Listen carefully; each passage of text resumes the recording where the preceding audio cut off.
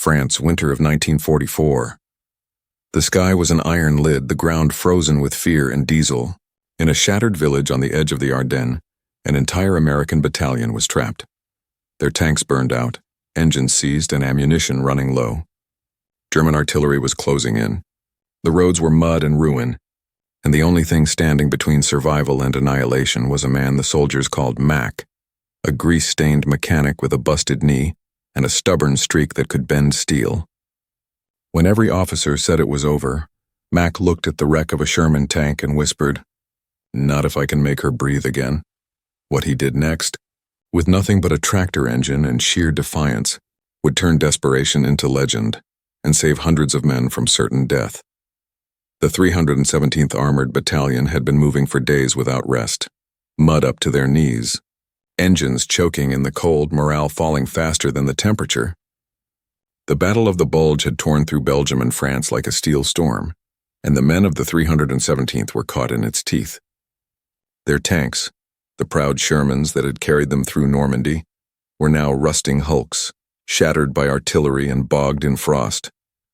The Germans had cut supply lines. Fuel was gone and spare parts were a dream. The men huddled in the shell of a barn, the air thick with smoke and exhaustion. They could hear the distant rumble of panzers getting closer by the hour. Among them was Sergeant John Mac McAllister, a mechanic from Kansas. Before the war, he'd fixed tractors and trucks on his father's farm, hands always black with grease, mind always searching for ways to make broken things live again. The Army had drafted him as a maintenance man, not a fighter, not a hero, just the guy who kept the engines running. But now, with their commanding officer wounded and their vehicles dead, there was nothing left to maintain. Only survival. That night, as the men whispered about surrender, Mac walked through the wreckage, the burnt rubber, the twisted tracks, the lifeless bodies of machines that once roared like thunder. He stopped by the last tank that hadn't been completely destroyed. A Sherman, its turret jammed, its engine block cracked like bone. To most, it was junk. To Mac, it was hope wearing scars. He ran his hand across the cold steel and said to no one, "You've still got one more fight in you." He dragged what tools he had left, a wrench, a dented oil can, and his bag of scavenged parts. No replacement engine, no fuel, just mud, cold, and time running out. But in the barn behind him, he had spotted something. An old French tractor abandoned by villagers when the Germans came through. Its engine was small, clunky, meant for plowing fields, not driving into battle. Yet Mac saw something others didn't. The same heartbeat of combustion, the same rhythm of pistons and fuel.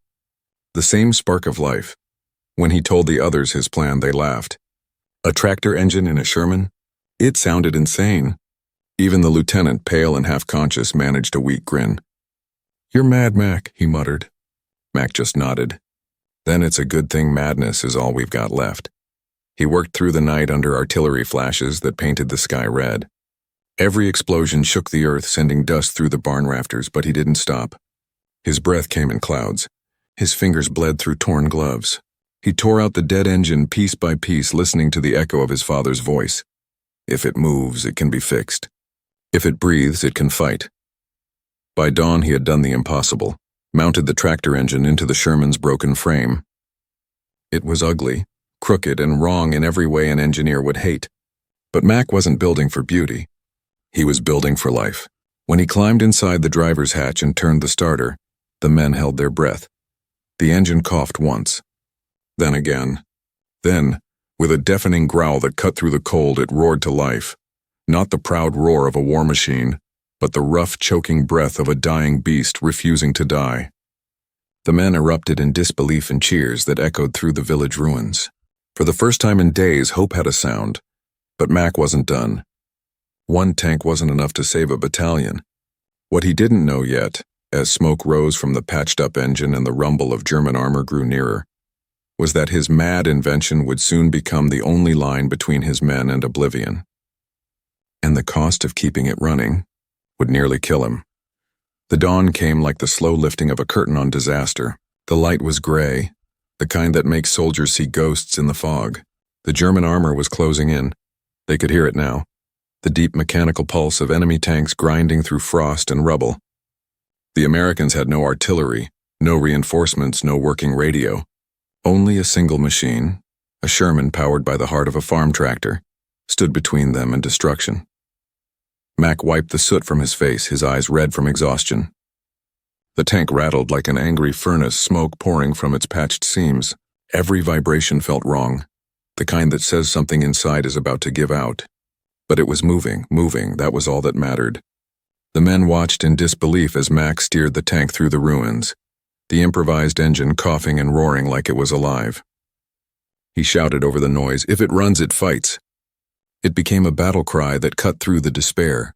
The battalion's remaining soldiers rallied behind him, taking cover behind the resurrected Sherman as it rolled into position at the village edge.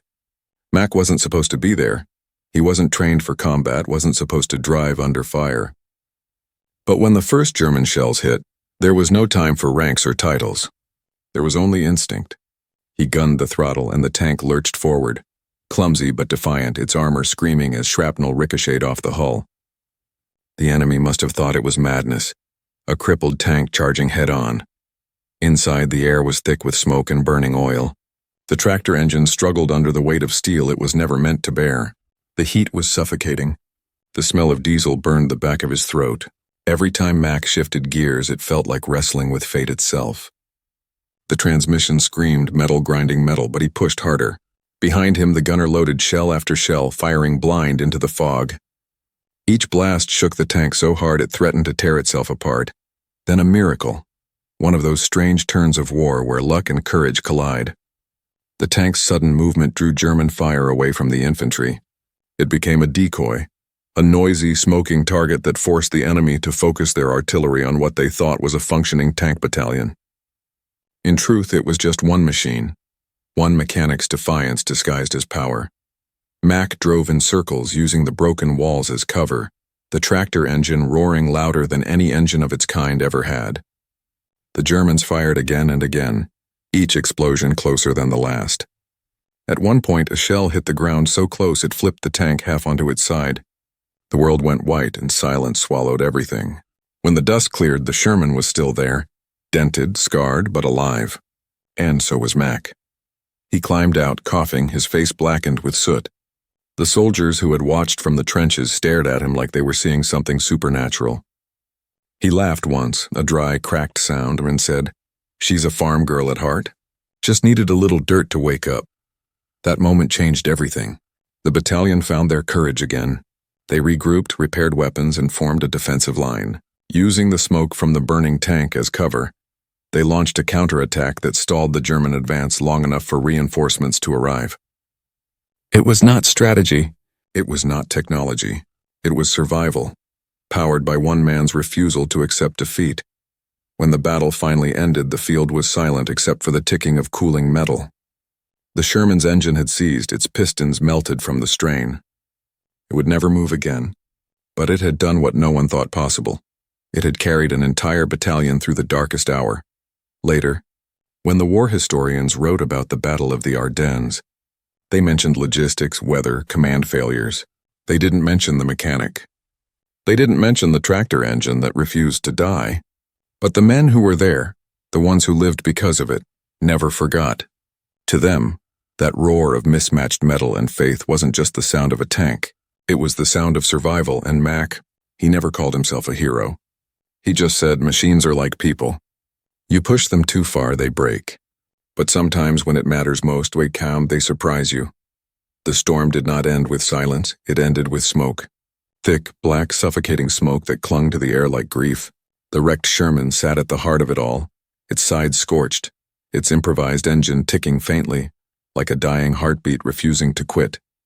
Mac sat slumped beside it, his hands trembling from exhaustion, oil dripping from his sleeves like blood. The battle was over, the enemy driven back, but inside him a different war had begun. He had pushed the machine and himself beyond every limit he knew. For 3 days he'd gone without sleep, without food, living only on adrenaline and sheer willpower. The other men called him a miracle worker, now a hero, but Mac didn't feel like one. He felt hollow.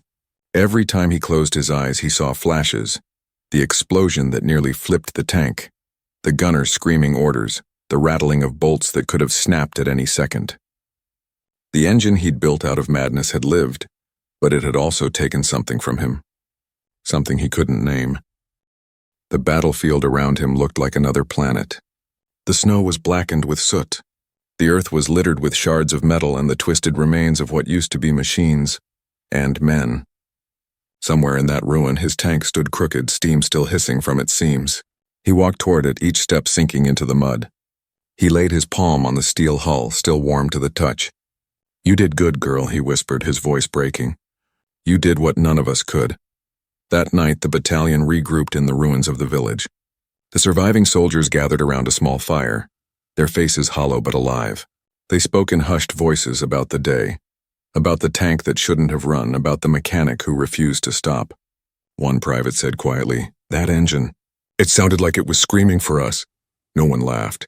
They all knew what he meant. It wasn't just a sound. It was defiance. Metal turned into willpower. But Mac couldn't rest. Even as the others slept, he kept his tools close.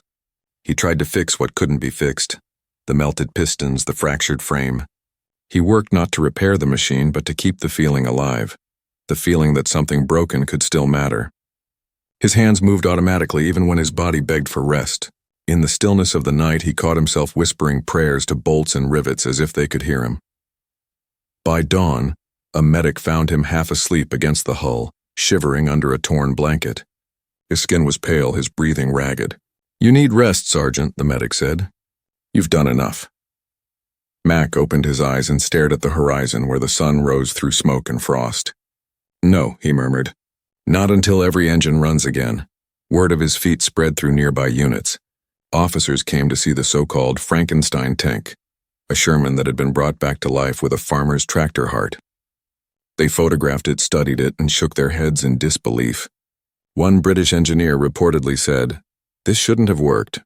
But it did. God help us, and it actually did. To them, it was an anomaly. To Mac, it was proof. Proof that desperation could birth miracles and that sometimes logic was the first casualty of survival. Yet beneath that pride burned guilt. He couldn't stop replaying the faces of those who didn't make it. The loader who never got out. The radio man who'd been hit before the tank even moved. The miracle hadn't saved everyone, and that haunted him. He'd done the impossible, but war has a cruel way of making even victory taste like ashes. Still, as he looked across the field of twisted wrecks, Mac saw something the others didn't. He saw machines as living things, and each one a story cut short, each one waiting for a stubborn pair of hands to bring it back. He realized then that his war wasn't just against the Germans. It was against the silence that followed destruction, against the belief that some things are too broken to be saved.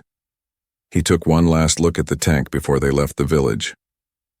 The snow had begun to fall again, covering the scars, softening the metal's edges. It looked almost peaceful. He reached out, touched the frozen steel, and whispered, "You weren't meant for war, but you fought it anyway. Maybe that's what we all are." As the convoy rolled out toward the next front, the ruined Sherman was left behind, but its story wasn't. The men carried it with them, like a ghost in their engines. A reminder that even in the darkest hours of war, courage sometimes comes dressed in grease and rust. By the time the 317th reached the next Allied line, the story had already outrun them. Soldiers spoke of a mad mechanic who resurrected a tank from the dead and turned the tide of a hopeless fight. Rumors grew with every retelling. Some said he'd built the whole engine from scrap. Others swore he'd driven the tank through fire with one arm shattered. The truth, as always in war, had already become legend. At headquarters, officers exchanged puzzled reports. One field message read, "Improvised Sherman engine functional. Civilian tractor motor installed. Mechanic, Sergeant John McAllister." The note was short, factual, almost cold. Yet between the lines was something that statistics could never capture. The heartbeat of invention born from desperation. Engineers and generals alike struggled to understand how it worked. "He made a farm tractor pull 40 tons of steel," one incredulous colonel muttered. "If that's not divine intervention, it's madness." When Mac arrived at the makeshift command post, his uniform was torn, his boots soaked, and his hands still stained black with oil. He looked nothing like the hero the rumors described. He didn't salute when he walked in. He just asked for more parts. The logistics officer blinked, unsure if he was joking. You want to build another one? Mac nodded. If it worked once, it'll work again. The officer sighed but said nothing. Because behind the front lines, something had changed. Mechanics began salvaging anything they could. Broken jeeps, civilian trucks, farm equipment left behind in villages. They copied Mac's madness, welding together whatever still moved. Tanks powered by generators, trucks patched with ship engines, jeeps running on spare aircraft fuel. It wasn't in any manual, but it spread faster than any official order. The soldiers called it the McAllister Method. Meanwhile, word reached the press. A few weeks later, an Allied war correspondent found Mac repairing a vehicle under a canvas tarp near Bastogne. The reporter asked what it felt like to save so many men. Mac didn't look up. He just said, "I didn't save anyone. The engine did. I just refused to let it die." It wasn't the answer the journalist wanted. No bravado, no slogans. Just truth, as raw and plain as the metal he worked with. His story ran in small military papers first, then made its way into Allied newsletters under the headline, "The Mad Mechanic of the Ardennes." Soldiers clipped the story, carrying it in their pockets like a charm. In foxholes, men whispered it to each other on long nights. "You hear about that guy who built a tank from a tractor? If he can do that, we can make it home." It became less about the machine itself and more about what it meant. That even in the cruel logic of war, human will could rewrite the rules. Yet Mac never sought the fame that found him. When officers offered to send him back for rest, he refused. "Engines don't rest," he said quietly, "and neither do the men driving them." He kept working through frost and fire, fixing what others abandoned. Every new tank he touched carried a small mark he scratched into the metal near the fuel intake. A single letter, M, not for his name, but for made to live. Even the Germans heard whispers of it. Prisoners spoke of the ghost tank, a Sherman with the growl of a farm machine that came roaring through the fog. To them it was a sign of madness but also of inevitability, that the Americans would fight with anything, even the dead. By spring, the Allies were advancing again. The tide of war was turning, but for those who had been there in that frozen village, victory would always sound like that mismatched roar, the cough and growl of a tractor engine fighting against a world that wanted it silent. And for Mac, it wasn't just about one battle. It was about what it proved, that courage isn't built in factories or forged in ranks. It's born in the quiet defiance of someone who refuses to give up, even when the world says it's over. He didn't write his name in history books, but in the roar of every repaired engine that carried soldiers home, his story lived on, an invisible signature carved in smoke and steel, reminding the world that sometimes the greatest machines of war are powered not by fuel, but by faith. The war did not let heroes rest. It never does. For Mac, the weeks that followed blurred into one long fever of smoke, noise, and exhaustion. He moved from one wrecked vehicle to the next like a doctor on a battlefield of dying steel. His body ached from frostbite and burns. His lungs rattled from the constant breath of fumes, but he refused to stop. The war had found its rhythm again, and somewhere in the chaos, so had he. A rhythm of repair, rebuild, repeat. Every night he told himself he'd stop after the next engine. But the next engine was always there, a lifeline for soldiers counting on him to make their machines live again. He'd learned to sleep in bursts, curled against the hulls of tanks still warm from battle. His hands were never clean anymore. They were burned black with oil that no soap could wash away. The officers called him a miracle worker, but the men called him something else, the machine whisperer. They swore he could hear engines the way a soldier hears artillery, by instinct, by feel. He could tell when a piston was misfiring from 50 yards away, could coax an engine back to life with nothing but wire and prayer. But what they didn't see, what no one saw, was how each miracle took something from him. Every spark of invention came with a cost. One night in February 1945, during a repair under fire, Mac's luck ran out. A mortar shell hit near the supply tent, spraying shrapnel through the air. He was thrown backward, his arm torn open, his shoulder shattered. The men rushed to help him, but he waved them off. "Get the engine running," he barked through gritted teeth. "We've got 30 minutes before they're on us." He tied a torn belt around his arm as a tourniquet and went back to work. Blood mixed with grease dripping into the snow, He didn't flinch. He just kept turning bolts. When the tank finally roared back to life, he collapsed beside it, his breath visible in the frozen air. The medic who found him said later that it didn't look like he'd passed out from pain. It looked like he'd given everything he had left to that engine. They sent him to a field hospital behind the lines, his left arm bound in plaster, his body fevered.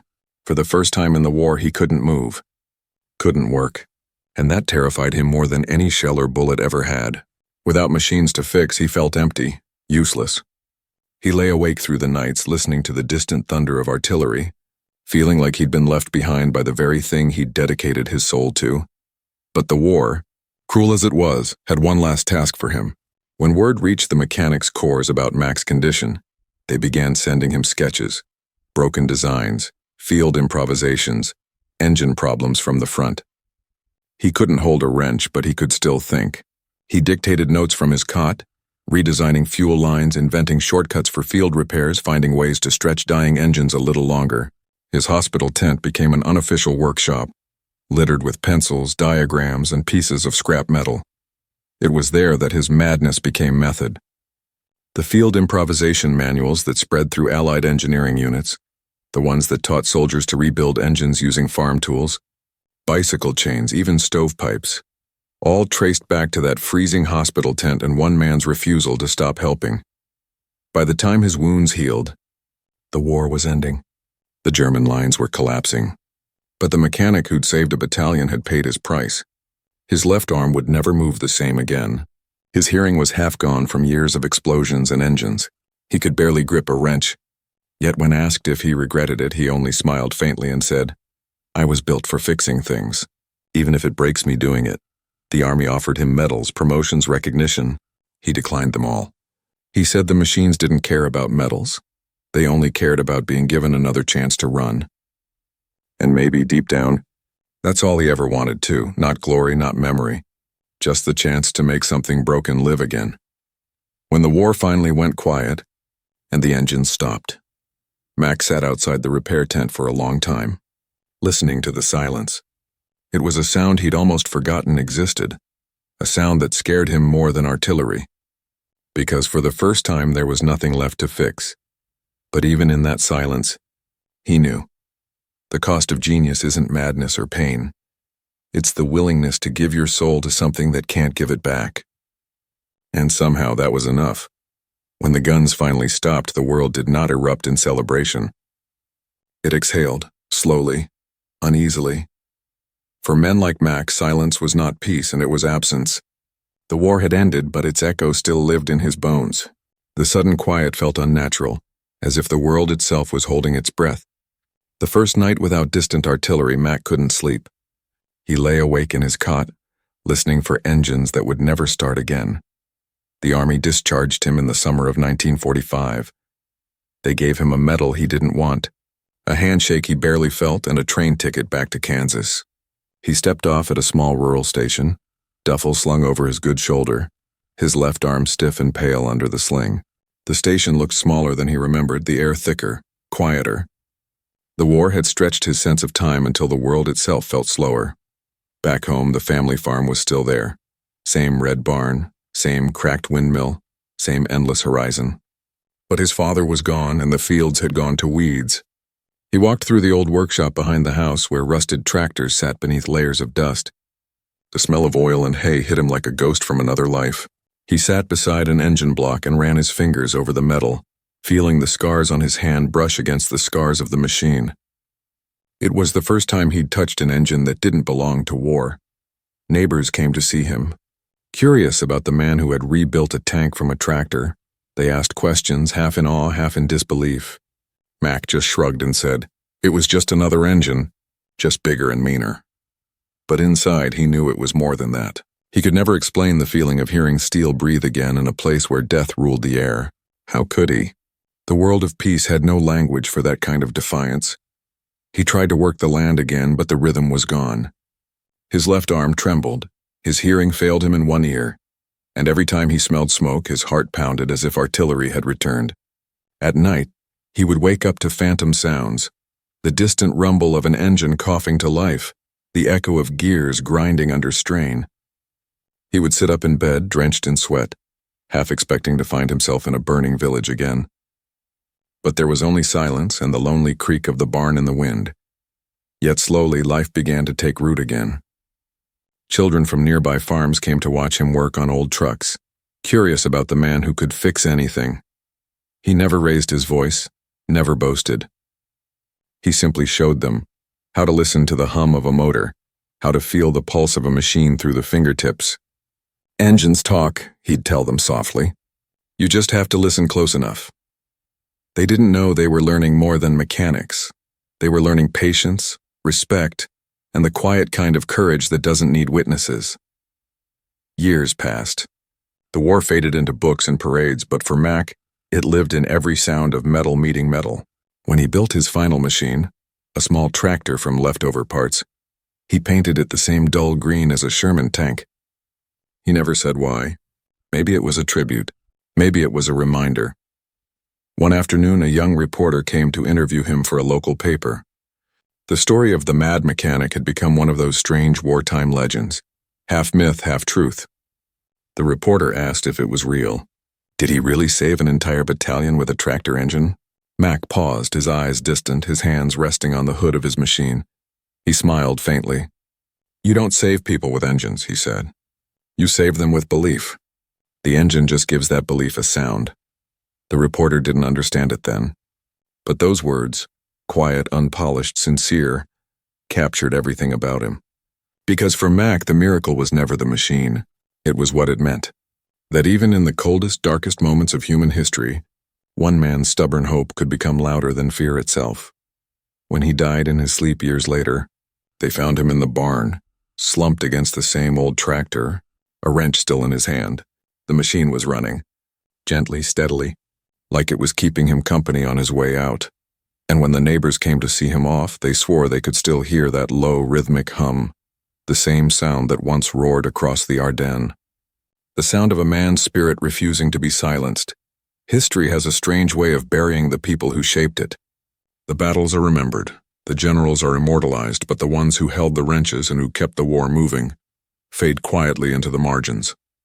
For years after the war, Mac's story lived only in the whispers of veterans' reunions and the fading ink of archived field reports. But history, like steel, doesn't stay buried forever. It bends, it rusts, and eventually something brings it back to the surface.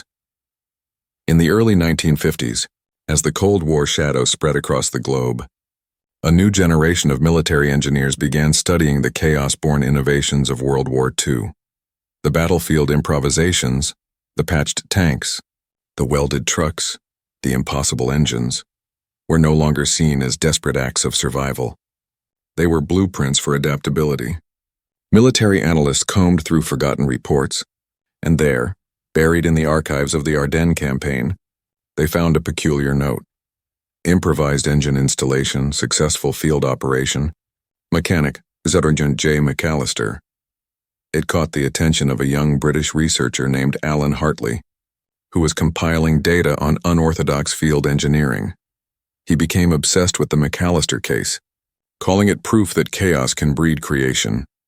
He traced every scrap of evidence, testimonies, repair manuals, even the surviving photographs of the damaged Sherman. When he finally pieced the puzzle together, he realized something extraordinary. The same principle that drove Mac's insane repair, adaptability through hybridization, was now shaping the next generation of armored vehicles.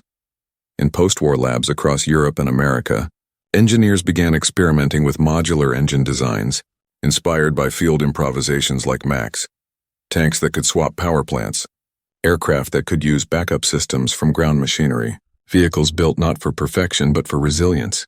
It was no coincidence that by the late 1950s, NATO forces adopted flexible maintenance doctrines that mirrored what Mac had done instinctively under fire. Make it work with what you have. Mac never knew any of this. He died before his story reached those who turned his madness into science, but his influence lingered in ways he could never have imagined. During the Korean War, U.S. mechanics referred to the practice of salvaging parts from civilian machinery as Mac jobs. Decades later, during the Vietnam conflict, soldiers revived the phrase, "do it the Mac way," meaning to improvise when logistics failed. It became folklore, woven into the DNA of military engineering even as the man behind it was long forgotten. And it didn't stop with war.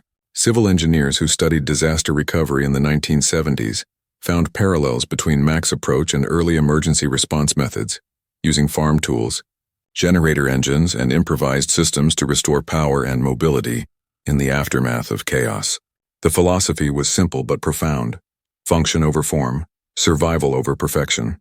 It was the gospel of the field mechanic, refined by blood and mud echoing through every generation that learned how to fix instead of surrender. Some historians still debate whether Mac's story was real or whether a single tractor engine could truly carry the weight of a Sherman tank through battle. They argue over details, dates, tonnage, and torque. But those who study human ingenuity know that the math doesn't matter as much as the meaning, because war at its heart isn't about numbers, it's about will. And sometimes the impossible happens not because it can, but because someone refuses to believe it can't. In the archives of Fort Knox's Ordnance Museum, there's a faded black and white photograph labeled simply Field Repair, Ardennes, 1944. It shows a mechanic half hidden by smoke, bent over a tank engine, snow falling all around him. The caption doesn't name him, but if you look closely, there's a wrench in his hand and a faint smile on his face. You can almost hear the echo, the low hum of iron and will, whispering across the decades.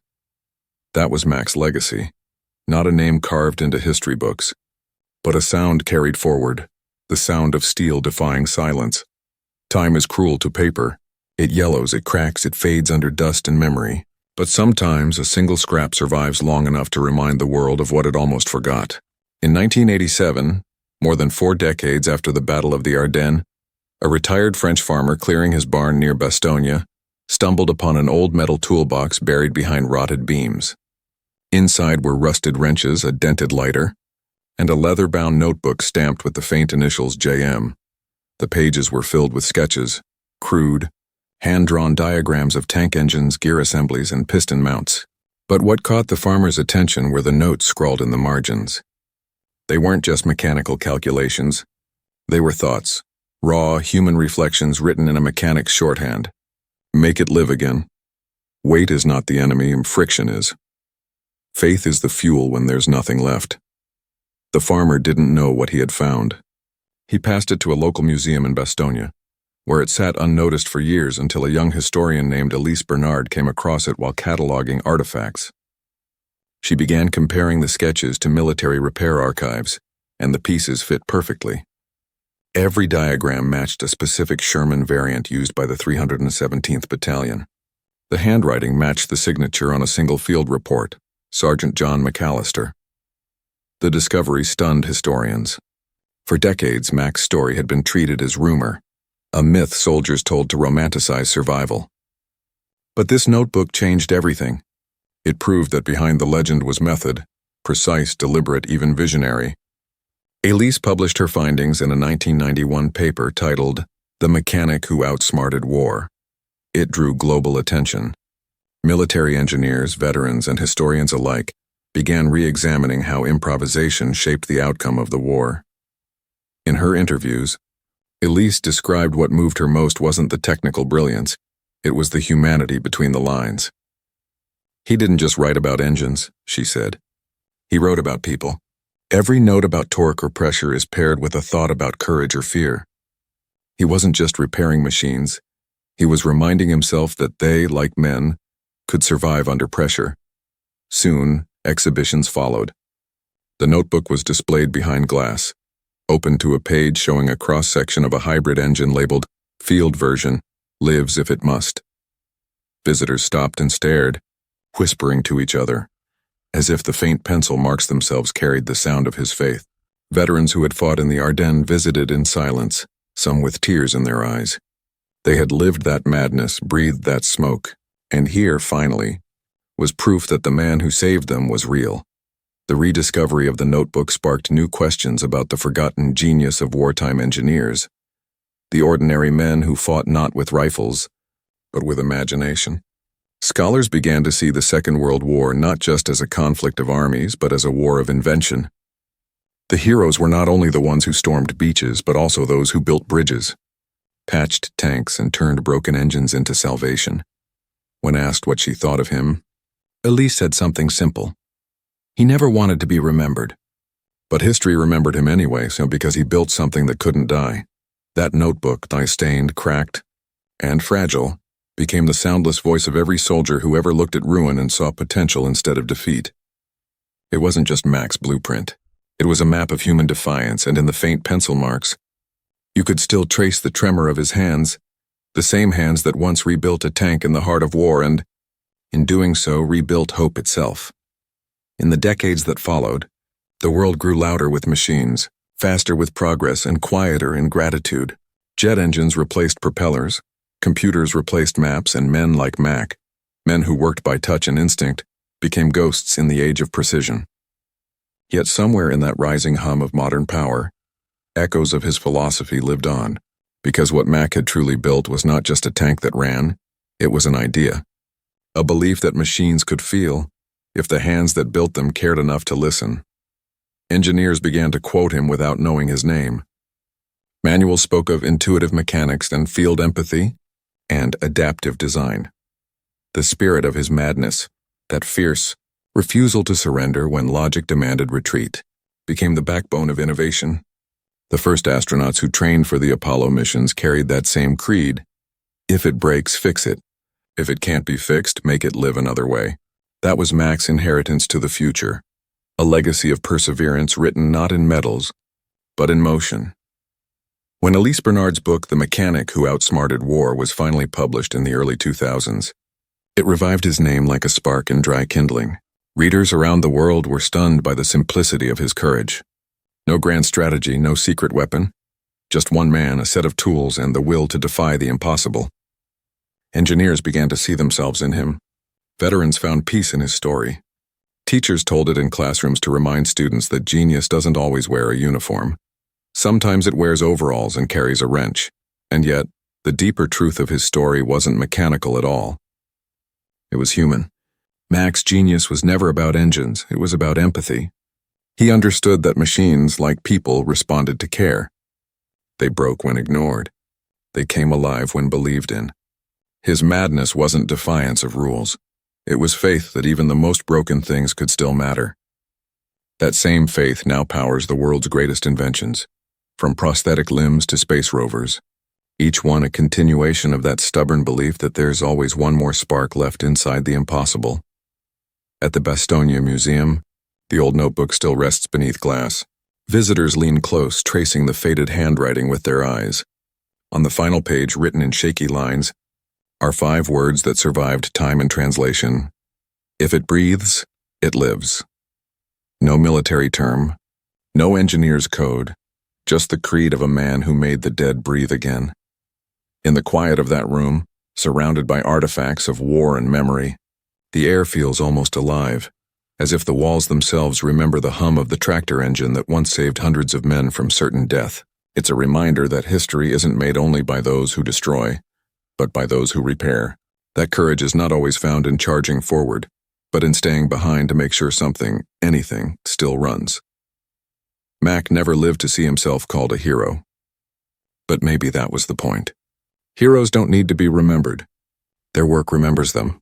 Every time a mechanic refuses to give up on a broken machine, every time an engineer builds something new from something old, every time a soldier finds hope in the wreckage, that's where he lives.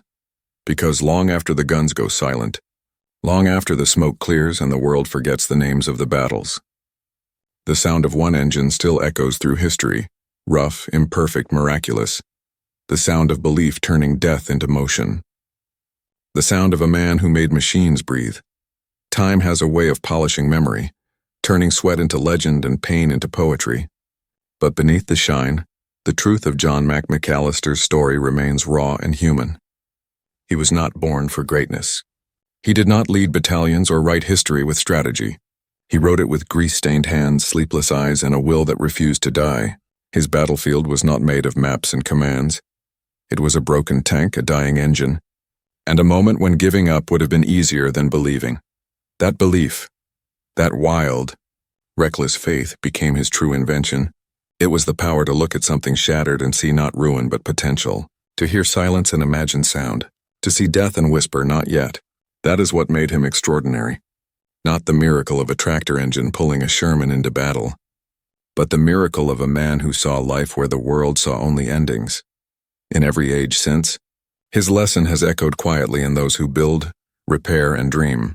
When a firefighter cuts through wreckage to save one more life. When an engineer refuses to abandon a project everyone calls impossible. When an old farmer brings a dead machine back to life just to see it run again.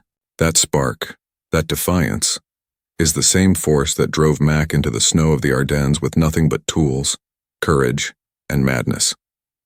He proved that genius isn't found in perfection, but in persistence. That courage isn't loud and it's steady. It's the whisper that says, "I'll try again," when the world has already turned away. And in a war built on destruction, he reminded us that the greatest weapon of all might be creation, the quiet act of rebuilding in the face of despair. Today, the engines he once fixed are relics, their steel cold, their sounds long faded, but the idea he left behind still runs, in the machines that carry humanity forward, in the hands that refuse to stop working, in the stubborn hearts that keep believing. Because in every era, the world needs someone willing to do what Mac did, to kneel beside the broken, to light a spark, and to say, "Breathe." That is the lesson that lived. That even when hope is rusted and buried, it can still roar back to life. All it takes is one person, one mad mechanic, to remind us that nothing and no one is ever truly beyond repair. And as long as that truth survives, as long as somewhere, someone still believes in fixing what's broken, the sound of Mac's engine will never fade. It will live on eternal and defiant in every heartbeat that chooses to keep going when the world falls silent.